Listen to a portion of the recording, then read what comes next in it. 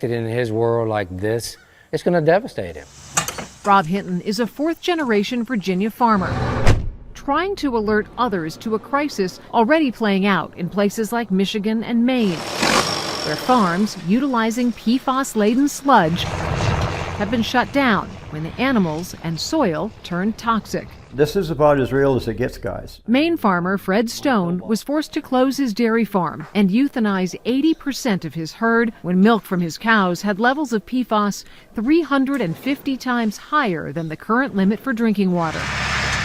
Stone is now sick, battling extremely high levels of PFAS in his blood. The health issues that the four of us have are pretty severe. We literally poisoned our son and my daughter. The chemicals are tied to cancer, reproductive issues, and developmental effects in children, even decreased response to vaccines. Enough evidence for Rob Hinton to say no to sludge. He passed on using it. We passed on using it. I gave it a hard look twice, and we walked away from it. Away from a product used on about 1/5 of all U.S. farmland. Here's how it works. Wastewater treatment facilities pay companies to haul tons of human excrement, or biosolids. Those companies have to unload the waste, often by giving it to farmers for free to spread on their land. That's hundreds of millions of people in the U.S.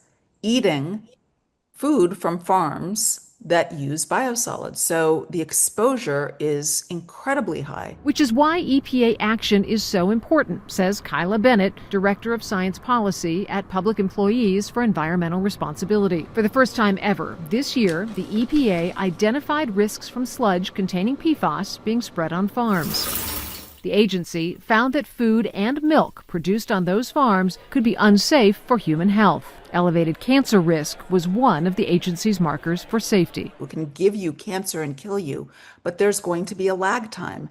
And the more that you eat, the more you're exposed to. Only a handful of states are testing for PFAS in biosolids, and what they're finding are levels so alarming they're considering statewide bans. Investigations in Michigan showed levels of PFAS 2,000 times higher than the EPA's safety limit. In Colorado, 95% of samples exceeded that limit. And recently, a Texas county declared a state of emergency over PFAS contamination from sludge. But in the widespread absence of regulation, farmers are on their own. Who's left to fix the problem?